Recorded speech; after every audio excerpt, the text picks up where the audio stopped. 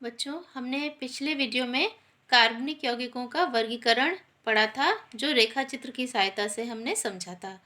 तो हमने पढ़ा था कि कार्बनिक यौगिकों को दो भागों में वर्गीकृत कर सकते हैं। पहले थे विवृत अथवा खुली श्रृंखला यौगिक और दूसरे थे समवृत अथवा बंद श्रृंखला यौगिक। तो आज हम पहले प्रकार के यौगिकों से, कार्बनिक यौगिकों से शुरू करेंगे, जो कि हैं विवृत खुली श्रृंखला यौगिक, या जिन्हें हम इंग्लिश में एलिफेटिक कंपाउंड्स भी कहते हैं। तो क्या है विवृत अथवा खुली श्रृंखला यौगिक? जिन कार्बनिक यौगिकों में कार्बन परमाणुओं की सीधी श्रृंखला होती है, उन्हें विवृत श्रृंखला यौगिक कहते हैं। इन यौगिकों को 3 प्रकारों में विभक्त किया जा सकता है, यानी वे कार्बनिक यौगिक जिनमें कार्बन कार्बन परमाणु आपस में जुड़कर एक सीधी चेन का निर्माण करें, वे कहलाते हैं विवृत अथवा खुली श्रृंखला यौगिक। ठीक है, अब इन्हें भी हम 3 प्रकारों में विभक्त कर सकते हैं, जिनमें से पहला है एल्केन्स, दूसरा है एल्कीन्स और तीसरा है एल्काइन्स। तो हम पहला प्रकार पढ़ेंगे एल्केन। तो क्या है एल्केन? ये खुली श्रृंखला वाले वे कार्बनिक यौगिक हैं जिनके नाम के अंत में एन लगता है, यानी ये हैं एल्केन्स। तो इनके नाम के अंत में एन लगेगा, ANE या एन। ठीक है, एल्केन नाम है इनका, तो इनके नाम के अंत में एन लगेगा। ठीक, इन यौगिकों का सामान्य सूत्र CnH2n+2 होता है, जहां n कार्बन परमाणुओं की संख्या को दर्शाता है। यानी ये जो कार्बनिक यौगिक हैं एल्केन्स, इनका जो संरचनात्मक सूत्र होता है, या इनका जो सूत्र होता है, वो इस आधार पर होता है, यानी ये जो CnH2n+2, जहाँ पर n क्या है, कार्बन परमाणुओं की संख्या को प्रदर्शित करता है। ये संतृप्त यौगिक होते हैं, इनमें और अधिक हाइड्रोजन परमाणुओं को नहीं जोड़ा जा सकता। ठीक है, संतृप्त यौगिक मैंने बताया था, जब कार्बन परमाणु की चारों संयोजकताएं पूर्ण हो जाएं और किसी अन्य तत्व के जुड़ने की उसमें आवश्यकता ना हो, तो वे संतृप्त कार्बनिक यौगिक कहलाते हैं। अब हम एल्केन्स को उदाहरण से समझेंगे।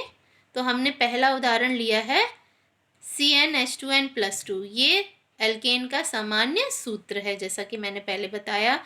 तो जो भी एल्केन्स हैं वो कार्बन की संख्या के आधार पर हम उनको लिखते हैं। जैसे यदि हम 1 से शुरू करते हैं, ठीक है, इस सूत्र में यदि n क्या है, कार्बन परमाणु की संख्या, यदि हम इस सूत्र में n 1 मान कर चलें, यानी कार्बन कितना है, 1 है, यानी जो कार्बनिक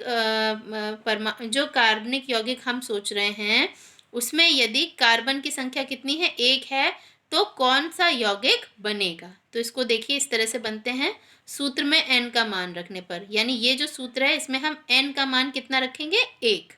तो n की जगह पर हमने 1 रखा, H2n, 2 × 1, ठीक है, +2। ठीक है, ये रखा। इसको सॉल्व करेंगे तो क्या आएगा, 1 को लिखा नहीं जाता है। C1 का मतलब है कार्बन का 1 परमाणु, तो 1 ये परमाणु है, C अकेला यानी 1 परमाणु। ठीक है, C1 का मतलब C, H2 × 1 मतलब 2 और +2, तो ये सॉल्व करेंगे तो आ जाएगा CH, 2 + 2 कितना हुआ, 4। तो ये हो गया CH4। ये सूत्र निकला, यानी यदि n का मान 1 है तो एल्केन का जो सूत्र निकला वो है CH4, जिसको हम इस तरह के संरचनात्मक सूत्र से दर्शाते हैं। C 1 है तो ये 1 बना दिया, और H कितने हैं, 4। H के कितने परमाणु हैं, 4। तो देखिए, हमें पता है कार्बन की संयोजकता कितनी होती है, 4, यानी कार्बन परमाणु के साथ एक समय में 4 तत्व जुड़ सकते हैं या हाइड्रोजन जुड़ सकते हैं। तो CH4 देखिए, 1 2 3 4। तो इस तरह से कार्बन की संयोजकता पूरी हो गई, और ये जो सूत्र निकला वो किसका है, मीथेन का। तो जो एक कार्बन परमाणु वाला कार्बनिक यौगिक जो है उसको हम कहते हैं मीथेन। इसका नाम है मीथेन। ठीक है, अब दूसरा उदाहरण देखते हैं। यहाँ पर हम n का मान 2 रखेंगे। पहले उदाहरण में हमने n का मान 1 लिया था, और इस उदाहरण में हम n का मान 2 रखेंगे, यानी कार्बन परमाणु की संख्या कितनी मानेंगे, 2 मानेंगे। तो n का मान सूत्र में जब रखेंगे तो C2 है ना, n की जगह पर हमने 2 रखा, H2 × 2 +2। तो इसको सॉल्व करेंगे तो हो जाएगा C2H 4 और +2, तो हो गया C2H4 + 2। इसको सॉल्व करेंगे 4 + 2, ये आ जाएगा 6, यानी सूत्र जो निकला वो हुआ C2H6। ठीक है, C2H6 का अगर हम संरचनात्मक सूत्र बनाएंगे तो इस तरह से बनेगा C2, 2 कार्बन के परमाणु आपस में सीधे सीधे जुड़ेंगे, चूंकि ये खुली श्रृंखला वाले यौगिक हैं तो जितने भी कार्बन परमाणु होंगे वो आपस में सीधे श्रृंखला के रूप में जुड़ते जाएंगे। तो 2 कार्बन हैं तो ये देखिए C के साथ अगला कार्बन जुड़ गया, C2 हो गए, और H कितने हैं, 6 हैं। तो देखिए 3H इस कार्बन परमाणु से जुड़े हैं और 3H इस कार्बन परमाणु से, तो ये हो गया C2H6, 1 2 3 4 5 6।